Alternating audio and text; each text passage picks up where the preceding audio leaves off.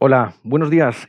Si todo lo relacionado con la innovación y la ingeniería resulta clave en condiciones normales para un sector como la industria de la defensa, en un momento como el actual, donde venimos de las lecciones aprendidas de la pandemia, donde nos encontramos con tensiones en el este de Europa y donde las sinergias en este sector se van acrecentando en el viejo continente, tenemos que estos elementos ya directamente se han convertido en algo vital.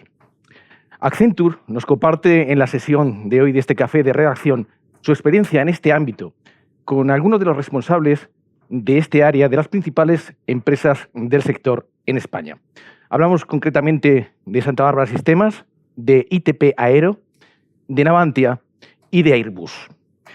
En concreto, va a participar en esta sesión el director de Tecnologías de la Información y Sistemas de Gestión de Santa Bárbara Sistemas, José Andrés López de Fez. Buenos días, señor López de Fez. Buenos días. José Andrés López de Fez, que tiene una gran experiencia como directivo en distintas empresas de primer nivel, es experto en la conversión de los procesos de negocio al nuevo paradigma que supone la industria 4.0 y es además representante en España de los comités de ingeniería de tecnologías innovadoras e información y comunicación de la Organización Mundial de la Ingeniería. Por parte de Navantia nos acompaña su director de innovación, Carlos Blanco. Buenos días. Buenos días. Señor Blanco. Carlos Blanco lleva casi 40 años, desde 1984, en la empresa cuando su nombre era Bazán, luego Izar y es la actual Navantia.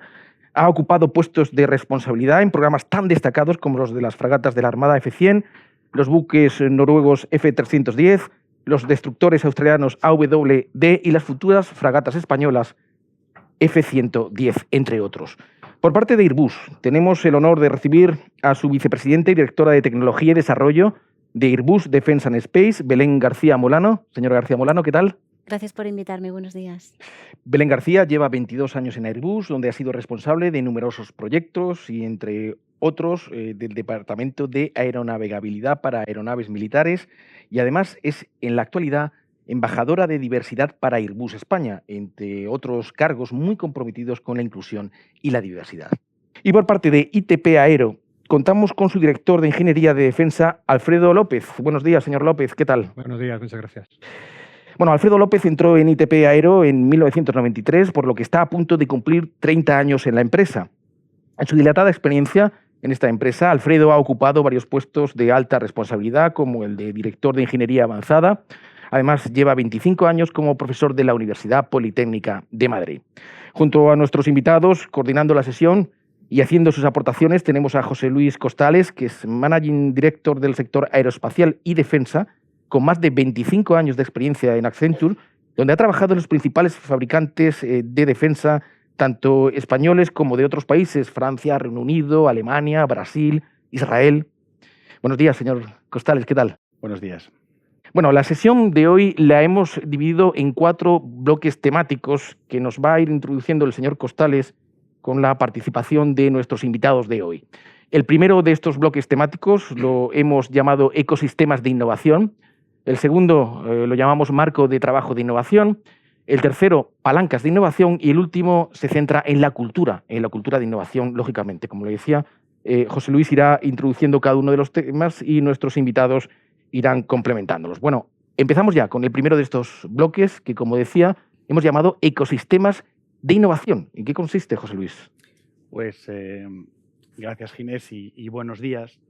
El concepto de ecosistema de innovación o innovación abierta, en la que varias empresas colaboran con el objetivo de desarrollar un producto más avanzado y más competitivo, pues no es nuevo. Es un concepto que yo creo que lleva en funcionamiento más de 20 años, ¿no? Sin embargo, desde nuestro punto de vista, la complejidad de esta industria hace que se tenga que tener en cuenta otros elementos adicionales que a veces hacen que esa innovación sea más difícil llevar a escalarlo o hacerlo más industrial, ¿no? Estamos hablando de problemática de soberanía nacional, estamos hablando obviamente de propiedad intelectual, comercialización en entornos donde los productos están muy regulados, esa comercialización está muy regulada, lo cual hace que se complique aún más el mover de ese paso, pasar de esa innovación a la industrialización, ¿no? Accenture participa muchas veces como socio y partner tecnológico en estos procesos, ya sea por nuestro propio conocimiento, pero también buscando y asesorando en la búsqueda de empresas que puedan solucionar algunos de los retos del mercado, ¿no? Yo, para lanzar una pregunta, y aprovecho, Belén, lo que queríamos un poco entender es la visión que tiene Airbus y el papel que quiere representar dentro de estos ecosistemas de innovación, y cómo abordáis este tipo de problemáticas, ¿no?, de soberanía nacional o gestión de la propiedad intelectual en programas relevantes de innovación que están ahora en fases de innovación, ¿no? Bueno, lo primero, buenos días, José Luis. Muchísimas gracias por invitarme a mí y a Airbus a estar representando en esta interesante mesa redonda. Bueno, pues el rol que Airbus quiere jugar es el que llevamos jugando en las pasadas décadas. Queremos ser la empresa tractora en el sector aeroespacial. En ese sentido, creemos realmente que tenemos que coordinar y liderar ese ecosistema en el sector aeroespacial. Sin duda alguna, como Airbus ve el futuro sector aeroespacial, es un sector autónomo, conectado y cero emisiones. Tres calificativos o tres cualidades que sin duda estamos buscando en todos los sectores, con lo cual no solo tenemos que estar bien coordinados internamente en el sector aeroespacial, con todo el ecosistema de universidades, de empresas, de startups, de centros tecnológicos y de centros de financiación pública, sino además con otros sectores. Y es que los retos tecnológicos que tenemos por delante son tan grandes y van a una velocidad tan vertiginosa que la única manera de afrontarlos es con una buena coordinación y una clara línea de actuación enfocada a conseguirlos. Bueno, es interesante. Yo, por hacer un contrapunto, Carlos, tú estás representando a Navantia, empresa pública. El año pasado el Gobierno lanzó el programa de recuperación con los PERTEs y lanzó y modificó el marco, vamos a decir, normativo para agilizar y modernizar todo el tema de acceso a financiación y fomentar la innovación tanto en la industria de la defensa como en otras industrias, ¿no? Desde el punto de vista de Navantia como empresa pública, ¿cómo veis el modelo de colaboración público-privada y un poco cómo veis también el PERTE naval como un elemento que yo creo que puede ser relevante para vosotros, ¿no? Muy bien, bueno, lo primero, buenos días y muchas gracias por contar con nosotros aquí en esta magnífica representación de las industrias de defensa, ¿no? Respondiendo a tu pregunta, o sea, nosotros también como empresa tractora del sector creemos que el PERTE es una gran oportunidad, ¿no?, para impulsar esa transformación y progreso de la cadena de suministro, que como antes explicaba muy bien Belén, es relevante en este cambio para abordar todos los retos, ¿no? Seguramente saldrá posteriormente, ¿no? Es un momento en el que esta velocidad de cambio y digamos, el horizonte que hay que abordar hace que, aunque por muy grande que sea una empresa, y podemos hablar incluso de los gigantes, sea casi imposible abordarla por uno solo, ¿no? Entonces, hoy más que nunca es necesario colaborar de esa manera horizontal, y herramientas como el PERTE yo creo que van a ser un gran impulso pues, para acometer ese cambio en un sector como el nuestro, ¿no?, pues para mejorar esa coordinación y progreso y ese salto en la cadena, ¿no? Muy bien. Bueno, con esto tenemos sentado un poco las bases de esta sesión. En este momento entramos en la segunda parte, en ese segundo bloque temático que, como les decía al principio, hemos llamado marco de trabajo dentro de la innovación. José Luis, cuando quieras. Bueno, nosotros en Accenture, a través de la organización de IndustryX, intentamos acelerar y hacer más eficientes todos los procesos de innovación, desarrollo tecnológico, ingeniería, ¿no? y aportamos metodologías, marcos de trabajo, modelos operativos, incorporamos un poco nuestra experiencia también de otras industrias para hacer más eficiente estos procesos, ¿no? Accenture apuesta principalmente por 3 líneas tecnológicas, ¿no? Dentro de este marco de la innovación, apuesta por 3 líneas tecnológicas que consideramos que son clave para la industria. Por una parte, la inteligencia artificial y la analítica de los datos con el objetivo de incrementar el mantenimiento de la disponibilidad de los sistemas, de los programas, muy orientados hacia la misión, hacia el éxito de la misión, ¿no? Por otro lado, lo que es la automatización industrial y el IoT, no solamente en los procesos de fabricación o de construcción, sino también en procesos de calidad, inspecciones, mantenimiento posterior, ¿no? Y finalmente, destacaría como línea tecnológica muy relevante para nosotros todo lo que es la conectividad y las redes aplicadas en el entorno de nube segura.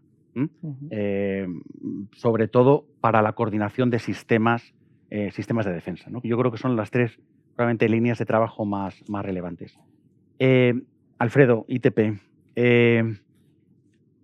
según vuestra vigilancia tecnológica, vuestras fuentes de investigación, ¿cuáles son las líneas quizá más relevantes que van a definir un poco el futuro de ITP y con las que estáis apostando? Muy bien, muchas gracias. Bueno, pues en particular en aviación, en la propulsión, estamos en un momento crítico, en un cambio revolucionario, pues muy similar al que tuvo lugar con la introducción del motor de reacción. ITP quiere ser parte de ese cambio radical. A corto plazo queremos sacar partido de todas las inversiones y todo el esfuerzo que hemos hecho en los últimos años, por ejemplo, con turbinas de alta velocidad y muy alta temperatura, fabricación aditiva con superaleaciones metálicas. A medio plazo sí que estamos trabajando ya en los motores para la próxima generación de aviones de transporte militar, de helicópteros, que de hecho en los fondos europeos de defensa, en las 2 convocatorias que han salido, pues son temáticas que aparecen y son unos puntos clave en donde se pueden aplicar tecnologías duales, porque al ser aeronaves de transporte tienen mucha similitud con las aeronaves de transporte civil y donde se pueden aplicar pues todos los temas de hibridación, de propulsión eléctrica, de uso de combustibles alternativos como el hidrógeno, como combustibles sintéticos o biocombustibles. A todo eso hay que añadirle pues todo lo que has comentado tú. Tenemos un plan de transformación digital en el que estamos invirtiendo en temas relacionados con realidad aumentada, inteligencia artificial, data analytics, que nos llevará a transformar completamente la compañía para ser más competitivos. En cuanto a colaboración horizontal, yo diría que es parte de la fundación de ITP. ITP se fundó para el EJ200 con Eurofighter, colaborando con otros socios en el consorcio Eurojet. Hemos seguido haciendo lo mismo en los consorcios para el A400M, para el Tigre. Y dentro de España hemos tenido ese efecto tractor que estabais comentando también, ¿no? Con universidades, con centros tecnológicos, con nuestros partners.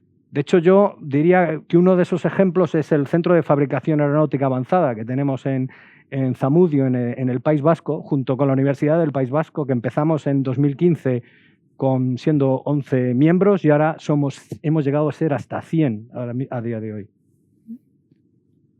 El elemento que introduces de colaboración horizontal yo creo que es muy importante. También entiendo que se producen retos en cuanto a la búsqueda de socios, todo lo que es la vigilancia tecnológica y el scouting. Carlos, ¿qué opinas y cuáles son un poco los retos y cómo estáis afrontando esa búsqueda también de partners, igual que está haciendo ITP, para poder desarrollar productos pues, más innovadores y que superen incluso las expectativas de vuestros clientes, ¿no? Bueno, gracias, José Luis. La verdad es que es una pregunta interesante, ¿no? Porque, como decíamos antes, esta velocidad de cambio hace que rápidamente tengas que estar enterado de cuáles son las novedades, quién está haciendo quién y dónde tienes esas oportunidades, casi, dice el otro, buscando, ¿no?, ser el primero en llegar a ellas, ¿no?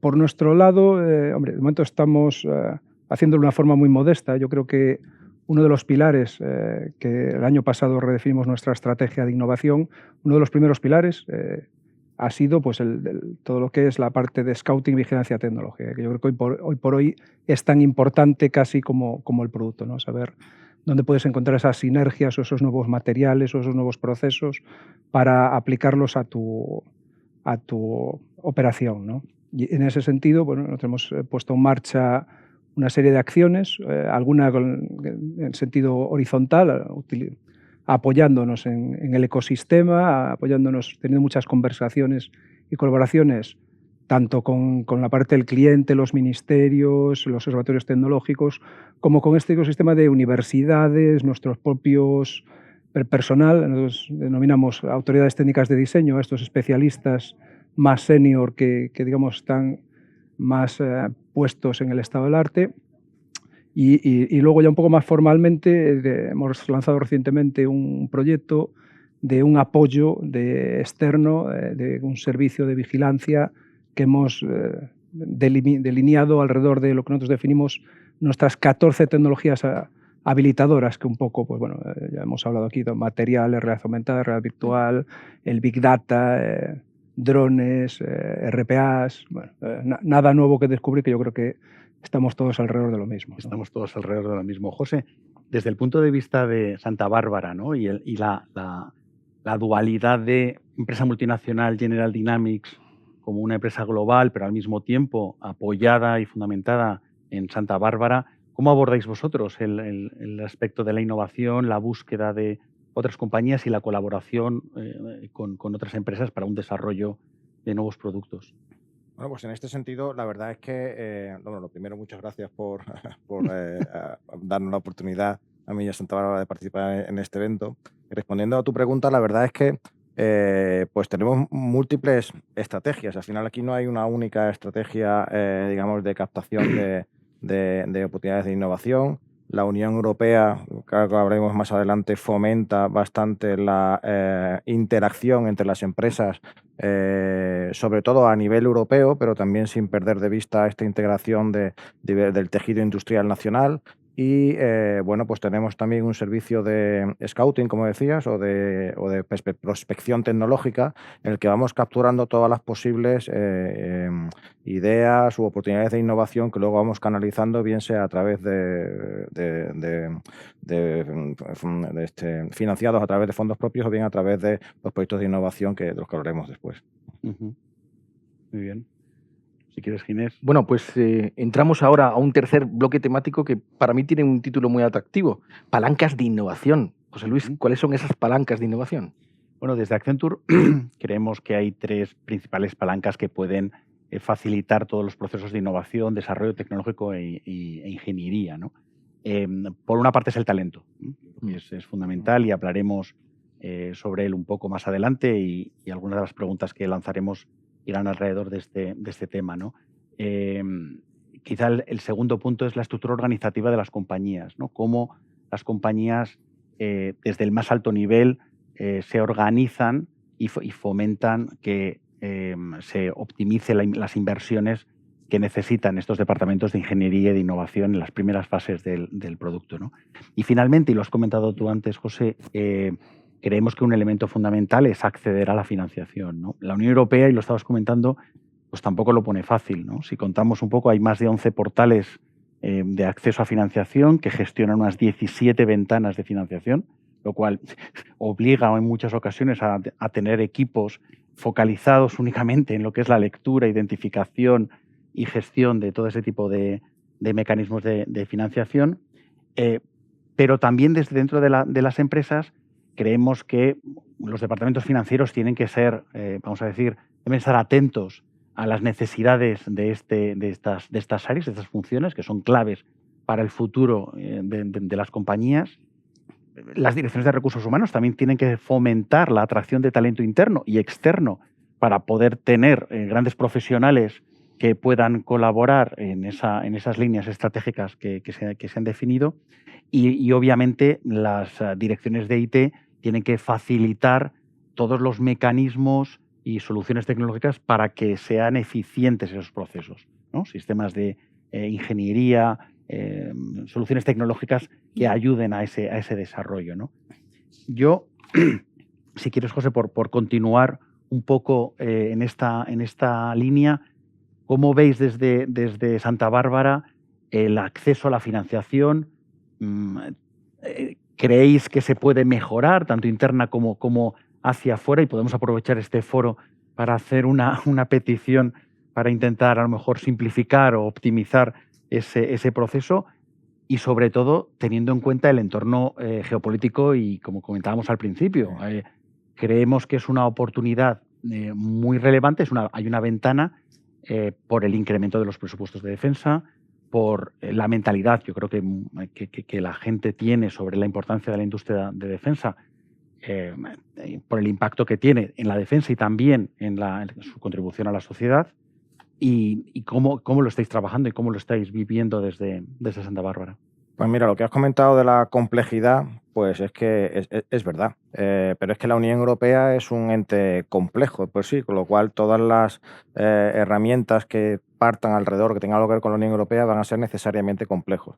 Y quizá para el profano que se acerca por primera vez a este mundo de la innovación y de la financiación de la innovación, pues es muy fácil perderse, es verdad que es muy fácil perderse, entre otras cosas porque el propio funcionamiento de la Unión Europea, el profano tampoco lo tiene muy claro, ¿no? Y hay que tener claro que, digamos, que la Unión Europea descansa sobre dos pilares básicos, simplificando mucho, que por un lado es la Comisión y por otro lado los Estados, y que cada uno de estos dos pilares tiene sus propias herramientas de fomento de la innovación.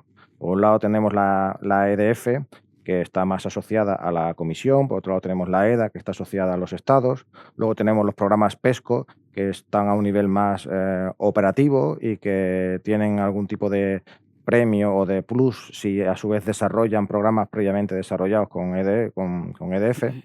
Entonces es complejo. Unos desarrollan TRLs muy bajos, otros están más enfocados a TRLs más altos, y es verdad que digamos, acercarse a la innovación y sobre todo a la financiación de la innovación es complejo y requiere tiempo. Esto no es una labor de me voy a acercar y lo voy a conseguir, sino que requiere tiempo, primero para enterarse, eso quizás sea lo más fácil, como también para ir estableciendo con visión de medio plazo las redes de networking necesarias para poder luego conformar los consorcios que van pidiendo esta serie de programas europeos. Y quizás yo creo que el reto, en nuestra opinión, en mi opinión, no es tanto digamos, la dificultad de la financiación como tal y el convencer a los departamentos financieros de que hay que financiar la innovación. Evidentemente eso es un reto siempre, pero el conseguir un difícil equilibrio entre el espíritu que tienen estos programas europeos de vertebrar una industria europea de defensa, es decir, de que haya un participante de España, otro de Alemania, otro de Rumanía, otro de etcétera, con eso, que va en la esencia de estos programas, con la necesidad de que a su vez se fortalezca la industria nacional de defensa. Entonces, que aparentemente son dos cosas que divergen y el reto está en hacer que converjan. Para poder llevar a cabo todo eso, necesitamos adicionalmente de una coordinación, necesitamos también un talento, ¿no? Adicional, ¿no? Entonces yo, si quieres, Alfredo, por ir saltando un poco, ¿qué acciones desde el punto de vista de carrera, tipo de trabajo, compensación estáis abordando dentro de ITP para poder atraer talento, ¿no?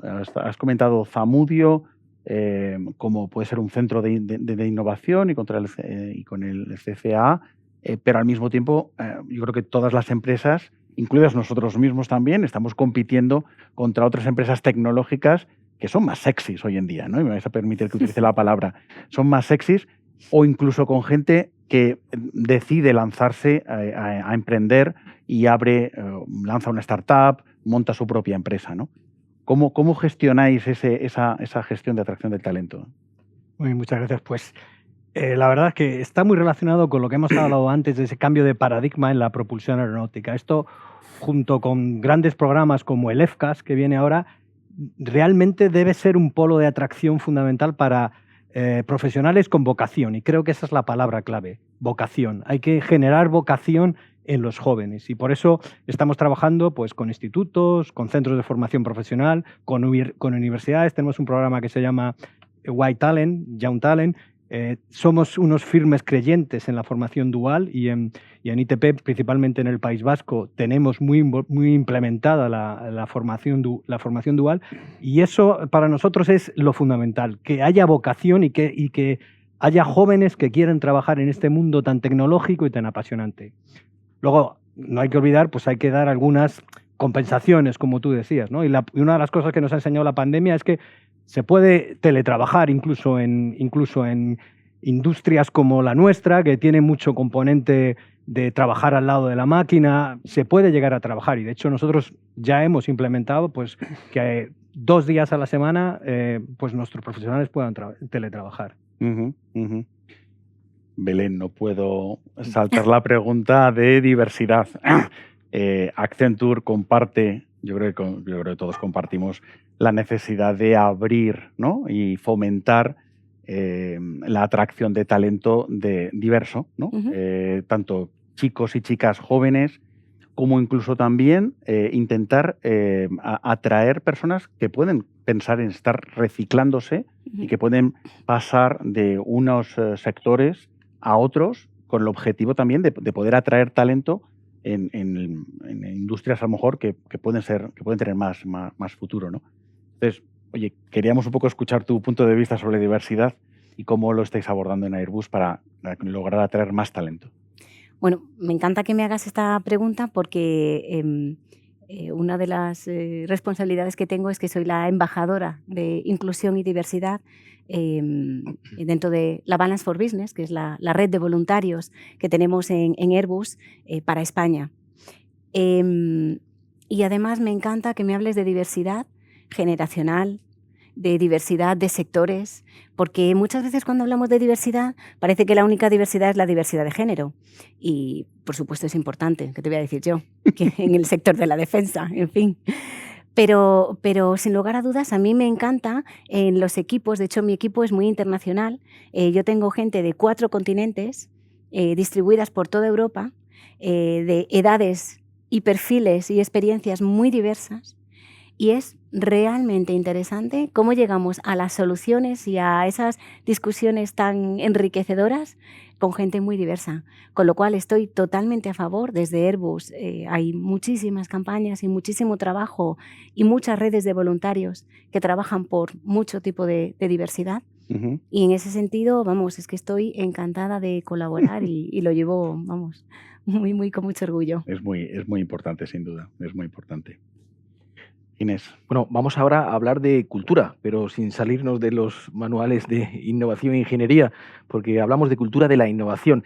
Este es ya nuestro último apartado, nuestro último pilar temático, con lo cual también os podéis extender un poco más e incluso introducir algún tema que creáis de interés, porque tenemos bastante tiempo, José Luis. Muy bien.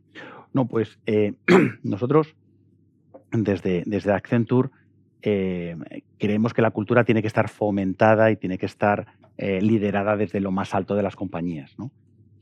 Los comités de dirección de las empresas tienen que fomentar este cambio cultural y fomentar y dar importancia y relevancia a estos procesos previos a lo que es la pura industrialización, ¿no? o fabricación de los programas, ¿no?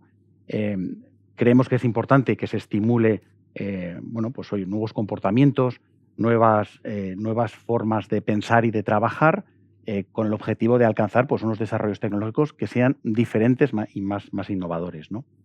Pero al mismo tiempo también es importante medir ese éxito, ¿no? Tenemos que ser capaces de utilizar indicadores que midan cómo ese cambio cultural está siendo relevante en las compañías. Medir el ROI de un desarrollo tecnológico, de una inversión, es muy relevante, pero también se pueden considerar el número de patentes, el tiempo que se tarda en llevar a unos procesos más industriales, ¿no? Un proceso más de industrialización, esa innovación, o incluso creemos que hay innovaciones que a lo mejor no es una innovación disruptiva, pero sí que la utilización de nuevas tecnologías en procesos o en funciones habituales sí que pueden ser un elemento que pueda ayudar a estos departamentos a poner en valor su función, ¿no?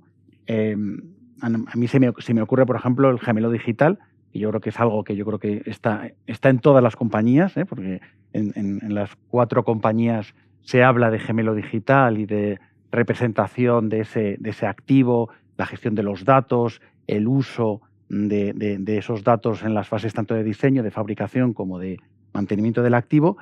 Y en sí el gemelo digital no deja de ser la combinación de una serie de tecnologías que llevan años llevan años siendo usadas, ¿no? Pero sin embargo cambian radicalmente la forma en la que se diseña, se fabrica y se hace el sostenimiento de sistemas, ¿no? Belén, un poco el tema de la cultura yo creo que es muy relevante, es un aspecto probablemente un poco más soft dentro del mundo de la innovación de las tecnologías, pero sin embargo lo que sí que me gustaría un poco que nos dieras tu punto de vista es cómo medís o cómo crees que se debe medir el éxito de la innovación y cómo se mide el éxito de este cambio cultural, ¿no? Y cómo las compañías o desde la dirección deben fomentar este cambio cultural. Bueno, me parece muy interesante el tema y la pregunta me parece muy relevante. Fíjate, además, bueno, nosotros que somos ingenieros y yo personalmente soy muy pragmática y un poco cuadriculada quizás, y creo que lo que no se mide no sabes bien cómo avanza, no puedes mejorarlo, no puedes tomar acciones y luego ver cómo está la consecuencia, ¿no?, de esas acciones. Yo mido el éxito de la innovación en la adopción de esa tecnología en los productos. Es decir, somos una empresa y está fenomenal invertir en innovación, en tecnología. Ahora bien, eso tiene que tener una repercusión beneficiosa para la empresa, que tiene que venir de la mano de más negocios o más capacidades para nuestros clientes, que al final es lo que siempre buscamos. Por lo tanto, hay que medir esa adopción en productos, en servicios finales. Y desde el punto de vista de la cultura, me parece muy interesante porque una empresa como Airbus es una empresa innovadora, es una empresa tecnológica de por sí, porque siempre hemos sido pioneros en el sector aeroespacial. Y de hecho, ahora me gustaría, fíjate, hacer un paréntesis para hablar de la parte de espacio, ¿no? El espacio es el protagonista ya en este siglo XXI y lo será. Y ahí tenemos muchas ideas, mucha innovación y muchos desarrollos tecnológicos que creo que pueden traer grandes beneficios y grandes cambios muy innovadores, mucho más allá del sector aeroespacial. Creo que todos nos beneficiaremos de ello. No sé si alguno más quiere comentar un poco cómo está abordando la cultura, el cambio cultural y cómo las direcciones, o qué creéis que las direcciones de las compañías deben hacer para fomentar y poner en valor los trabajos de estos procesos, ¿no?, de los procesos más de innovación y desarrollo tecnológico. Yo quería añadir a lo que ha dicho Belén, que es muy interesante, que desde mi punto de vista hay 2 cosas que están interrelacionadas, pero no necesariamente son iguales. Una cosa es cultura de innovación y otra cosa es la innovación como tal, ¿no? Entendiendo como cultura de innovación el necesario sustrato que tiene que haber para que se produzca posteriormente la innovación. Y la cultura de innovación, ambas 2 cosas son bastante difíciles de medir porque los tiempos de maduración y de ver el resultado de esa innovación son tan largos que muchas veces se pierde una unidad de medida adecuada. Pero nosotros, por ejemplo, que nos consideramos una empresa innovadora, además líder en el sector de defensa terrestre y liderados, lógicamente, por lo que nos marcan nuestros clientes, la cultura de innovación, y ahí me vas a permitir una pequeña enmienda a lo que tú has dicho antes de que el sector defensa no es sexy. Yo lo siento, no estoy de acuerdo. Es muy sexy, ¿vale? Y digamos que una medida de lo sexy que es cuánta rotación tienes de personal en los departamentos, en las áreas que están más ligadas a la innovación, por ejemplo, ¿vale? Porque es ahí donde compites, pues como tú has dicho, con startups, con otras empresas que pueden ser dinámicas, ¿no? Y nosotros, la verdad es que tenemos una rotación muy baja en ese área. Eso quiere decir que la gente, cuando entra, considera que hay un ambiente propicio a desarrollar ideas y a innovar. La innovación, que además se tiene que dar en 2 planos. En el plano producto, del que quizás es el que de primera instancia se te viene a la cabeza, ¿no? Cuando dices innovación, pero también está la innovación en proceso, que es quizá aún más, o por lo menos igual de importante, ¿vale? Entonces, ahí sí que es una buena medida la rotación natural de las personas, porque un ingeniero a día de hoy, y ahí estamos de acuerdo, sobre todo un ingeniero o ingeniera joven, como no tenga vías de desarrollar su creatividad y su innovación, se va directamente, ¿no? Entonces, eso es un buen punto, ¿no? Después, hay otra vía también muy interesante de canalizar la innovación, que es a través de las universidades. Las universidades que además están especializadas, y es su rol fundamental, en TRLs muy bajos, ¿no? Entonces apoyan en esa investigación esa ingeniería o en esa ciencia a veces muy básica, y teniendo acuerdos con ellos, nosotros tenemos acuerdos con prácticamente las más importantes, la Politécnica de Madrid, Sevilla, recientemente hemos firmado uno con la Universidad de Córdoba. Entonces, eso desarrollamos proyectos con ellos, les ayudamos tenemos incluso a lo mejor doctorandos industriales que hacen tesis doctorales que de temas que nos interesan a nosotros, pero que también en la universidad puede aportar su know-how, ¿no? Entonces yo creo que el tema de la cultura sin cultura de innovación no hay innovación, eso está claro. Luego la innovación, medirla es más complicada en términos de KPI, sobre todo por el largo tiempo en que pasa desde el momento en que empiezas hasta que termina. Al final, evidentemente, si has invertido en una idea o en un concepto, en un producto, y no se ha materializado, no se ha industrializado, pues eso no va a ningún lado. Pero a lo mejor esa idea no, pero un spin-off de esa idea sí. Entonces es complejo, es complejo. Fijaros que hay 3 elementos fundamentales que se tienen que compaginar en todo programa de innovación, ¿no? Por una parte, la viabilidad tecnológica, por otra parte, la usabilidad o el cumplimiento de los requerimientos del cliente, y por otro lado, la parte quizá más del business case y el retorno de la inversión, ¿no? En Estados Unidos, yo recuerdo algún programa reciente, más en el mundo naval, que, bueno, pues que a lo mejor no ha cumplido esos tres grandes principios o requisitos, y ha supuesto un pequeño fracaso, ¿no? Entonces, yo creo que son 3 elementos que siempre hay que abordar y tener en cuenta, sobre todo para materializar y concretar que esa innovación va a llegar a algo, ¿no? Que tenemos un objetivo, ¿no? Y que querría un poco insistir en que la innovación como tal está muy bien, pero yo creo que también los departamentos de innovación y de ingeniería deben participar en la industrialización, deben acompañar el proceso hasta unas fases quizá más avanzadas, incluso diría hasta una ingeniería de fabricación con un diseño detallado, con el objetivo de que acompañen y entiendan las dificultades y los problemas que se están abordando. Yo creo que eso es una lección, y que las organizaciones están tendiendo, en otras industrias, están tendiendo a dar más continuidad, y obviamente mirando a 5 o 10 años vista, pero también mirando y poniendo los pies en la tierra sobre la problemática de hoy en día, ¿no? No sé si quieres, Carlos, comentar algún tema punto de vista sobre esto. Sí, bueno, un poco era enfatizar lo que ya dijeron tanto Belén como José Andrés, ¿no? O sea, yo creo que las personas, primero la cultura, ¿no? Y el cómo movilizar en otros temas, yo creo que todos, ¿no? Empresas de un gran número de personal, quizás ese es el mayor reto, ¿no? Porque la tecnología está ahí, el grado de adaptación pues era mayor o menor, pero yo lo pongo un poco en nuestro caso, ¿no?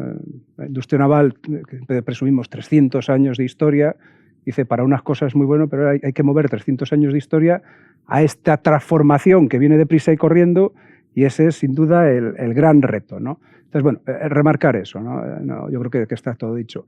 En cuanto a esto que dices, yo creo que no podría estar más de acuerdo con lo que has dicho, y a lo mejor casi lo digo un poco desde el punto de vista personal, ¿no? A mí me ha tocado vivir en estos últimos 3-4 años primero la ideación, luego la viabilidad y luego la materialización, ir acompañando a la organización en el desarrollo y casi como yo, puesta a preindustrialización de algo bastante novedoso en la parte de esta digital, y que esperemos que acompañe en todos los futuros barcos, incluso pues que tiene una aplicación dual, ¿no? Y creo que efectivamente es algo enriquecedor, ¿no? Porque lo comentábamos, es no solo el desarrollar esa idea, ver que bueno, cumple todos estos 3 requisitos, sino que en ese proceso vas aprendiendo cosas nuevas, ¿no? Vas aprendiendo que, oye, que aquello que te parecía fantástico, pues ahora resulta que al que tiene que hacer el molde, pues eso es más caro, y entonces cómo le das una vuelta.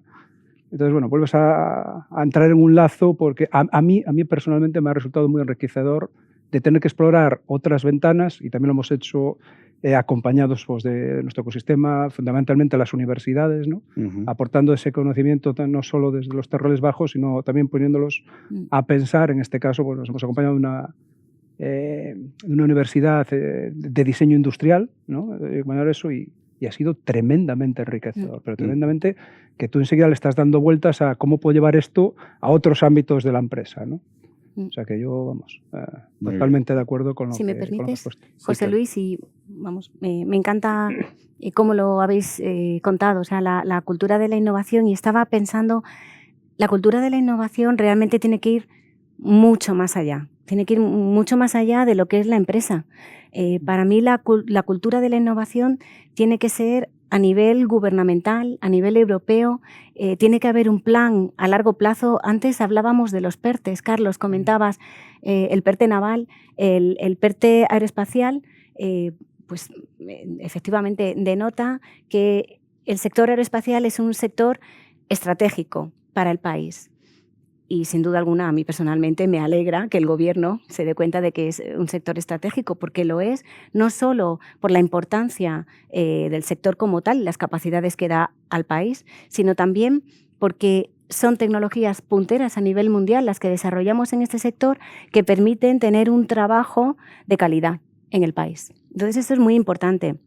Pero además, la cultura de la innovación tiene que venir desde el Gobierno para esos planes a largo plazo, porque en el sector aeronáutico, y aquí sí que hablo del aeronáutico, donde tenemos que certificar cualquier cosa que embarcamos, y aquí un poco con mi historial de aeronavegabilidad, las tecnologías tardan 10 años. 10 años es un periodo largo, con lo cual un PERTE a 2, 3 años vista para nosotros es mañana. Realmente nosotros necesitamos esa cultura de la innovación de la que estamos hablando al más alto nivel, para que nos acompañe a las industrias, a todos los sectores y a todo el ecosistema, a realmente tener esos planes a largo plazo, una estrategia clara de país, por supuesto alineada con la estrategia europea, porque solos no podríamos hacer nada, de modo que acompañe a las empresas tractoras que representamos y a todo el ecosistema que nos tiene que acompañar. Y eso, para mí, es la cultura de la innovación en un sentido más amplio de la palabra. No puedo estar más de acuerdo. Bueno, yo creo que podríamos aprovechar el momento, dado el alto nivel de conocimiento que tenemos reunido aquí y la larga experiencia que tienen todos ustedes, pese a las edades tan jóvenes, y que hemos indicado al principio de este coloquio, cuando hemos repasado el currículum, para que nos cuenten un poquito, más allá de sus empresas, en qué estado se encuentra la innovación, la ingeniería en el sector de la defensa español, global, un poco más allá de sus propias empresas. ¿Cómo lo ven ustedes actualmente? Empezamos por Belén, por ejemplo. Empiezo yo, venga. Pues, José, yo digo como tú, la defensa es sexy. Yo llevo 22 años trabajando en defensa. No hagáis cuentas, porque efectivamente somos todos jovencísimos. A mí, ¿qué quieres que te diga? Es que me parece que las tecnologías más innovadoras se han empujado desde defensa. Es verdad que ahora hay que reconocer que vamos un poco a la zaga de estas tecnologías más de software nos cuesta, ya os digo, encima en la parte que hay que certificar, las autoridades nos tienen que acompañar en esas nuevas regulaciones. Bueno, pues tenemos que ir un poco poniéndonos al día. Pero sin duda alguna, yo estoy muy orgullosa que muchas de las tecnologías que nosotros desarrollamos en este sector de la defensa, bueno, pues son la carta de presentación luego para esas tecnologías duales, Alfredo, que comentabas, es que es así. Y una cosa que a mí sí que me parece muy interesante, y aquí ya hablo de España. En España los ingenieros somos estupendos, somos muy solucionadores, somos muy imaginativos y además somos muy humildes, que está muy bien.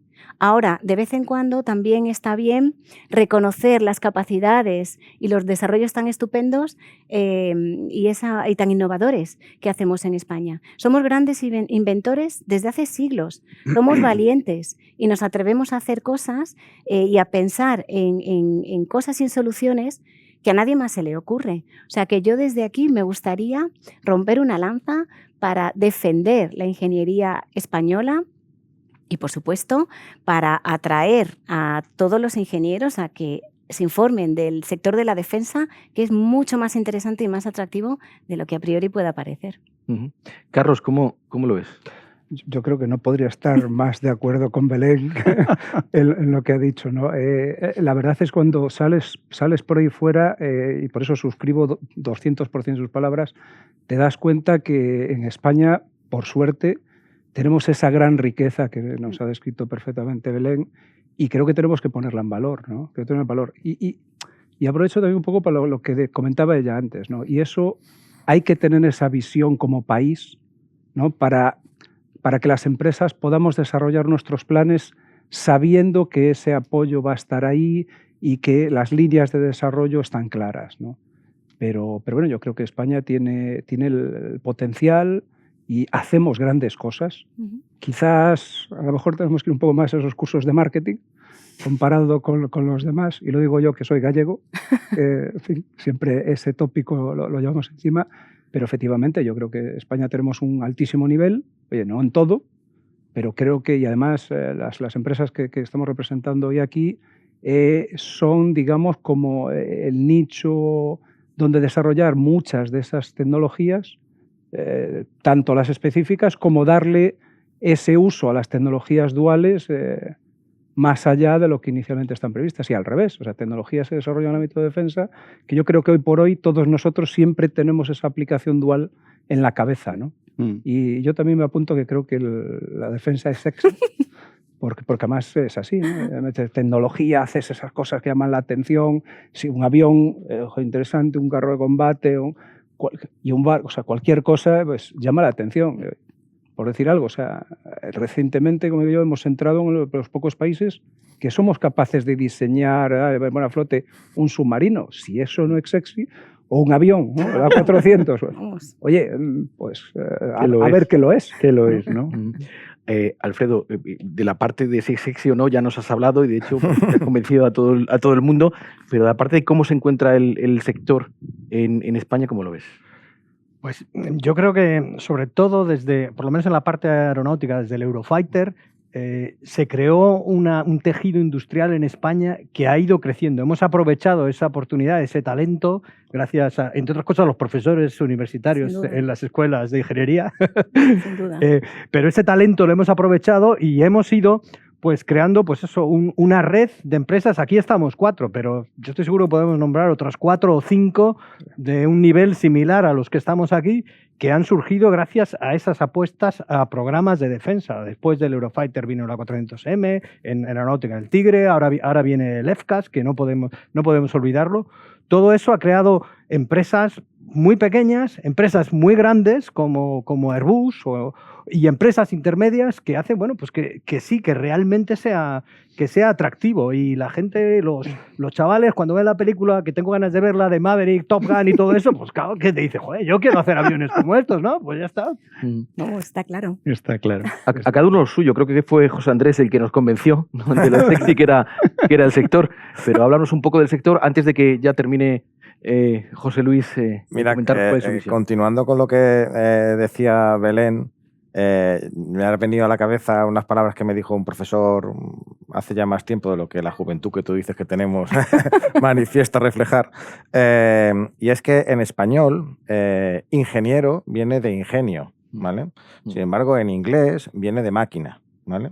Y esto, que parece una tontería, a mí se me quedó grabado, porque efectivamente en el ámbito de la innovación, el ingenio, la creatividad, es mucho más importante que cualquier otra cosa. Hacen falta 2 ingredientes para el potaje, ¿vale? Uno es tener creatividad, innovación, y cualquiera que haya trabajado en un entorno multinacional o haya salido fuera a trabajar, no hace falta ser muy listo para darse cuenta de la capacidad creativa de resolución de problemas que tienen los ingenieros y en general los universitarios españoles, pero como estamos aquí hablando de ingeniería, los ingenieros españoles.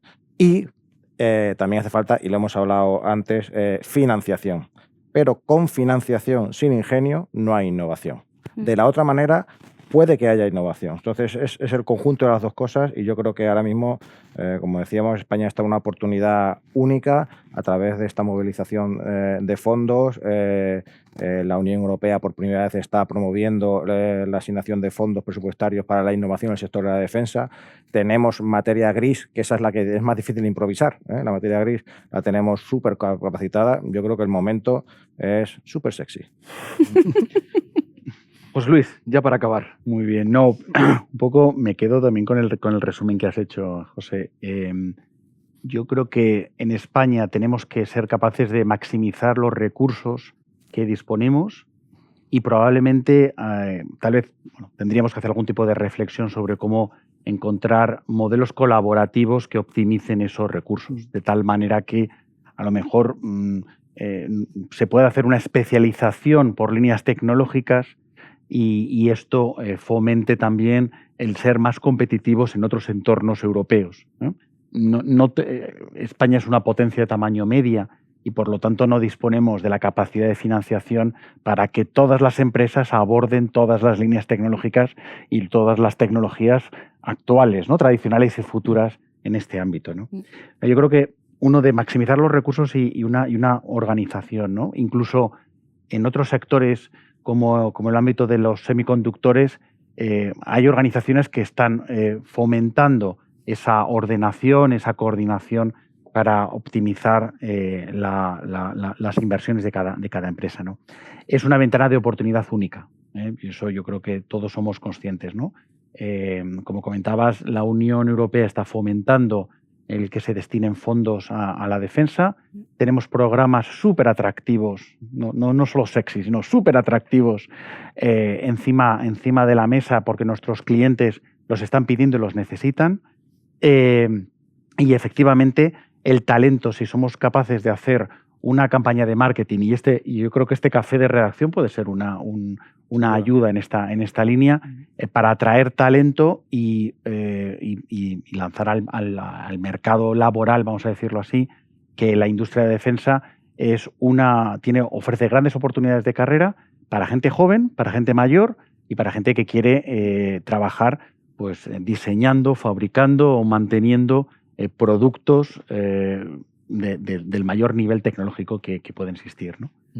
Bueno, de momento este café de redacción nos ha servido para conocer distintos puntos de vista sobre innovación y sobre ingeniería dentro del sector de la defensa, con algunos de los expertos más importantes que tenemos en nuestro país. Así a vuela pluma algunas ideas que se han vertido por aquí. Belén García de Airbus nos contaba que se refiere a la empresa Airbus, que liderar el ecosistema de innovación en el sector aeroespacial. Carlos Blanco de Navantia nos ha hablado de la importancia del PERTE naval para la empresa y para toda la cadena. De ITP Aero, Alfredo López nos decía que estamos en un momento crítico, una revolución similar a la que se produjo con la introducción del motor a reacción, en referencia a los nuevos sistemas de propulsión, el cambio de paradigma, comentaba él. Vamos a transformar, nos decía, completamente la compañía para ser más competitivos en relación a nuevas tecnologías, etc.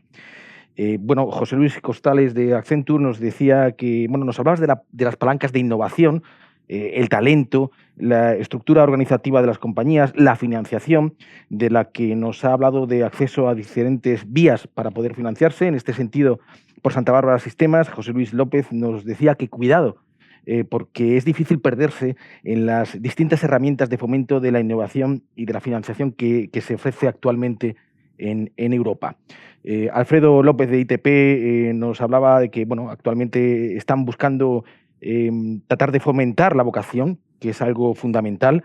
La pandemia, nos decía, nos ha enseñado que se puede teletrabajar incluso en un sector como este, donde uno tiende a estar apegado a la máquina. Belén García, de Airbus, también nos ha hablado de diversidad, no solo de género, sino también de edad, de origen, y nos decía que es muy interesante trabajar con gente muy diversa, que es algo muy enriquecedor.